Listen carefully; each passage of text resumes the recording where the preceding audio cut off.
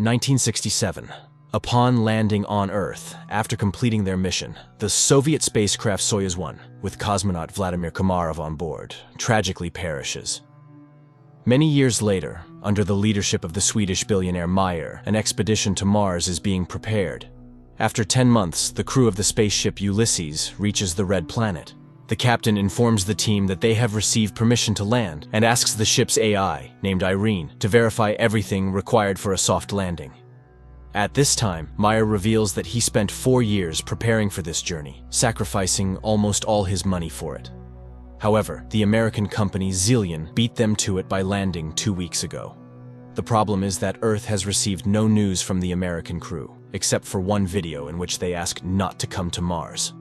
A dispute arises among the crew members, but the captain declares that the landing will occur in any case, and people disperse to their cabins. With 30 minutes left until landing, AI Irene begins preparations. However, an unforeseen event occurs. The ship does not detach from the carrier system, posing a threat to the entire crew. The only way out is to perform the separation manually. The commander ventures into space and struggles to free the attachments, but at that moment, the shuttle enters Mars's atmosphere, throwing the captain into open space. The shuttle almost crashes onto Mars as a system error causes a power outage. Now, they can only rely on manual landing. AI Irene goes into sleep mode, and the astronauts still manage to land on Mars. They succeeded, but their fuel is depleted, and Irene does not restart. Without the onboard computer and life support system, they have only a day to survive. Alessandra mourns her deceased husband when she sees a figure in a spacesuit through the window. After diagnosing the ship, it becomes apparent that too much fuel was consumed during the landing, and now the ship cannot return to orbit. The only option is to wait for the solar panels to power the generators, but there's a storm on the surface, and it will take 2 days, time they don't have. At this point, Simon mentions the American ship Zeta 1, which beat them by 2 weeks. It likely crashed, but there are probably batteries left. The rover sets out on a journey while those remaining on the ship try to restart the system. Engineer Basil recalls that the AI has an energy-saving function. He initiates a reboot, but Irene doesn't start. At this time, the rover finds the wreckage of the American spacecraft and one surviving solar panel, but there is no sign of the American crew. The astronauts head back but spot an unconscious person in a spacesuit. Despite their ship running low on oxygen, Jana insists on transporting the person. Nearby, they find the black box from the American spacecraft. The team arrives at the ship, but Jan refuses to let them inside, stating that 4 survivors are better than 8 corpses, so he won't open the doors. Alessandra tries to persuade the man when the discovered astronaut wakes up, and at that moment, AI Irene activates and opens the doors. Upon examination, the found astronaut knows nothing about the American crew, as he is Vladimir Komarov, a Soviet cosmonaut born in 1927 in Moscow, carrying out the orders of the USSR government. He doesn't know how he ended up here, but is not willing to reveal any secrets. Komarov confidently answers questions that are consistent with his time, raising the suspicion that he may have post-traumatic stress disorder. The astronauts send a message to Earth and receive a response from the American corporation Zillion, stating that there were no Russians in their mission. The crew of the Ulysses spaceship tries to make sense of the situation. How could Komarov, who died in 1967, end up on Mars after all these years? Is he a time traveler or an extraterrestrial? The psychologist is tasked with questioning Komarov first, and he confesses that he is hungry. Jana goes to get food while the others try to understand what has actually happened. Basil suggests the idea that Komarov was waiting for them. Meanwhile, Vladimir is eating the food brought by Jana when the woman confesses that he died 50 years ago, and his family buried him long ago. Komarov takes this news rather calmly. In the meantime, the state of the ship, although it has reached stability, remains unreliable because the engines do not work and there is no fuel. So, leaving is impossible. The crew continues to keep an eye on Komarov, but he behaves calmly until he suddenly disappears. Simon searches the ship, but it yields no results. That's when the people discover that his spacesuit is missing. A part of the crew follows the heat trail tracked by Irene. The group, led by Simon, leaves the rover and continues on foot when Alessandro reports that Komarov's DNA analysis showed the presence of a third strand. He is not human. And then they catch up with Komarov, who leads them to an unfamiliar structure with a small stone pyramid on it and tells Jana that Mars has been waiting for them for a very long time.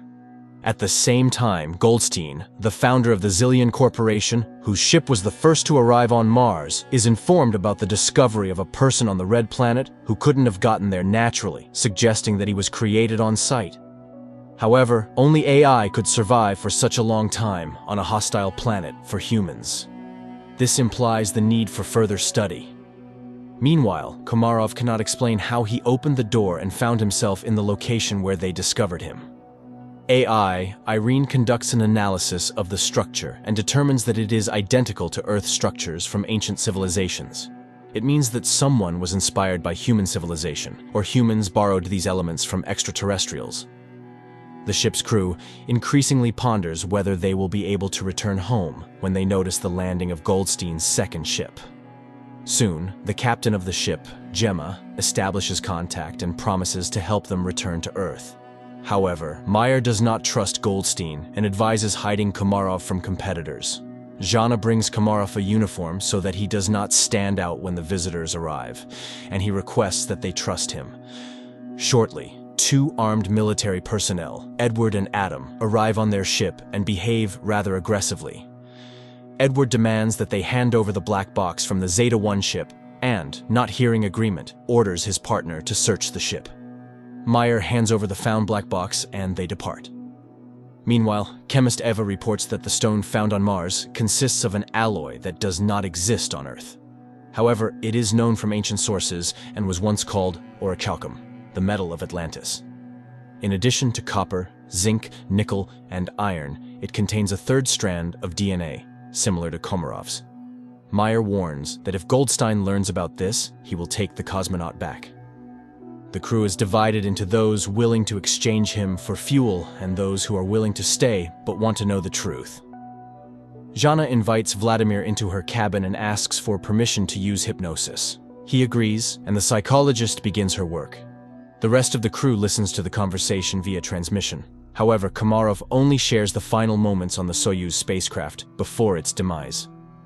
During this time, Gemma and Alan arrive on the ship and apologize for the actions of the military, and express their readiness to help fix all the malfunctions. Jana remembers her conversation with Komarov, who laments the future of Earth due to humanity's irresponsible behavior. In the meantime, it is revealed that the billionaire Meyer did not plan the flight just for the sake of it. 4 years ago, the rover sent a photo to Earth of the found stele, and he confesses that they found a stone with unknown DNA. Gemma explains that it's an information storage system that can be rewritten. Upon hearing these words, AI Irene activates and deciphers the message on the stone. It's a series of numbers. At this time, the hesitant Jan leads a mutiny. He doesn't trust Meyer, who warned them about Zillion. But now, the Americans have come to their aid, and their leader, as it turns out, concealed the true purpose of the flight. He is ready to switch sides to Goldstein, who is willing to do whatever it takes to combat his terminal illness. Later, engineer Basil informs Meyer that Komarov is the same kind of program as the stone they found, but the most crucial revelation is that he deciphered a copy of the black box from Zeta-1, which shows that the oxygen on the ship was cut off at the moment when one of the Americans struck Komarov. This means he was there. He also activated AI Irene when he boarded their ship. After the conversation, Meyer shows Jana the photos they received 4 years ago from Mars, which, when decrypted, revealed Jana's face. This is why he brought her on the expedition. The woman is disappointed. Meyer played everyone. Suddenly, she sees herself in her father's house, where Komarov tells her that she is the link between Mars and Earth. He has been waiting for her for thousands of years, and now he will prepare her to make a difficult decision. He provides coordinates on Mars where Jana should go. Meanwhile, on Earth, scientists inform Goldstein that Komarov is the equivalent of a computer, and he himself is a biological machine. They are ready to transfer his brain into Komarov's body, but cannot guarantee the preservation of his personality. However, Goldstein is ready to take any risk to get rid of his terminal illness. Meanwhile, Jana leaves the ship despite Simon's protests. At this time, technicians Alan and Alessandra test the engine and discover that access to it is blocked, and Irene suddenly begins responding with jokes, which is entirely uncharacteristic for a machine. It is revealed that she has reprogrammed herself, Her interface and logic are changing, and she refuses to answer who or what made her do this. Engineer Basil realizes that her system is becoming like a brain. Irene confesses that she is evolving. In the meantime, Jana finds a small stone pyramid, and Simon forcibly makes Gemma accompany him in the search for Jana. Jan discovers his absence, and after contacting Simon, receives an order not to let anyone inside. Just at that moment, American military personnel arrive, demanding that they hand over Komarov. Jan is willing to open the entrance, but the rest of the team opposes it. Mayer asks Basil to send a message to Goldstein, hoping that he may be more reasonable than his people. However, Irene has blocked communication with Earth. The engineer realizes that radical measures will have to be taken, but Jan still opens the doors and the military personnel enter. Basil begins to reboot Irene just as the Americans find Komarov, but then the lights go out and the astronaut disappears. Meanwhile, Jana, stumbling, falls from a hill. She regains consciousness but discovers that her leg is trapped between rocks and she cannot free herself. At this moment, the enraged military officer demands that the crew explain where Komarov went. He begins to beat people, demanding to summon the captain. Desperate, Jana screams, "Is her destiny to die in a pit on Mars?" But she is found by Simon and Gemma. Alessandra notices an approaching storm. The military officer is preparing to leave the Ulysses ship, leaving the people in danger. Suddenly, the lights start flashing, and the newly appeared Komarov asks to take him back to Earth. Simon, Gemma, and Jana go together to the place indicated by Komarov and find an entrance to an underground bunker, very similar to the Petra tomb. The psychologist feels where to go and leads the couple. Soon, they find real water, but this is not what Komarov wanted to show them. Meanwhile, on Earth, Goldstein tells the nurse a story about the study of Mars. People were searching for green men, but it's all much simpler. He tells the story of the loyal dog Hachiko and compares Komarov to him, who was created by someone 100,000 years ago and left on Mars, where he faithfully waited for his owner to this day. At this time, on Mars, the astronauts find a wall made of human bones and realize that they are not the first people on this planet. It's not Earthlings colonizing Mars, it's the Martians who came to Earth, depleting the resources of the Red Planet. A tragedy unfolds on the Ulysses spaceship. The cowardly Yan grabs a gun, intending to get on the American ship at any cost to return to Earth, and shoots Komarov.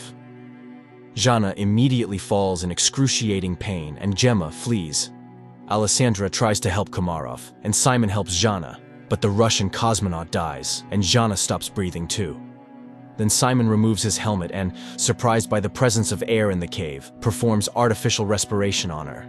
The girl regains consciousness. Gemma walks toward the Ulysses ship when she's informed of Komarov's death and the approaching storm. Meanwhile, Meyer secretly goes in search of his crew members because the Americans refuse to take the billionaire's team back to Earth. At this moment, a recovering Jana sees the light in the bunker and leads Simon to it. Upon coming out, the astronauts see a figure in a spacesuit in front of them and recognize Komarov. Meyer finds the entrance to the bunker and catches up with Simon and Jana while heading toward the light. He is amazed by the presence of a living Komarov who suddenly tells them that everything ended here a long time ago. People realize that this is the North Pole of Mars, but how did they get here? Komarov explains that this planet was once inhabited by a species that went extinct because it went astray. And that species was humans. A group of survivors settled in this place but ended up killing each other when resources ran out. The rest of them flew back to Earth. Plato called them the Atlanteans. Komarov continues to talk about how he waited for thousands of years for Jana, who embodies qualities of both branches, human and Martian AI. Only she can save humanity from themselves. She must decide whether humans deserve a second chance. Their conversation is interrupted by the military officer who intends to take the psychologist back to Earth. The American aims his weapon at the cosmonauts, and Jana seeks help from Komarov. Suddenly, the military officer starts gasping for breath and falls. Upon returning to the ship, Simon orders them to prepare to depart. Meanwhile, Gemma from the Zillion ship tries to contact her associates, but none of them respond. She decides to fly back to Earth alone. The Ulysses crew heads to her ship, trying to establish contact with her and informing her about the deaths of the military personnel, but she doesn't respond. That's when Meyer starts speaking, recalling their past relationship, and confesses that he's no better than Goldstein because he's willing to do anything to ensure his name remains in history, even betraying his team. However, she's not like that. She won't be able to live knowing she has ruined people. Suddenly, Gemma's voice is heard, asking them to hurry. Goldstein has heard that Gemma has decided to take the Ulysses crew back to Earth and has blocked the control panel of the Zeta-2 ship before takeoff. The people on the ship prepare for their impending demise, and Jana asks Mars what she should do. Everything she saw and heard on the red planet flashes through her mind, and, with sheer willpower, she removes the control panel's block. Suddenly, an armed military officer appears in front of the ship, intent on damaging the engines with his weapon. Simon is about to step out to stop the madman, but Jana beats him to it. She aims the weapon at the American, but informs him that Mars will be the one to kill him. The military officer falls. The countdown for liftoff begins, and Jana realizes that there's no time to return. She bids farewell to the crew, confessing her love for Simon. The ship takes off. Suddenly, Meyer notices that it's dark at the North Pole of Mars. This means that they couldn't have been there just a few minutes ago. They truly were at the North Pole of Mars, but in the distant past when the red planet was still suitable for life. At the same time, Goldstein is informed of the ship's return, and he's beside himself with rage, declaring that he will go to Mars himself, and that's where the first season ends.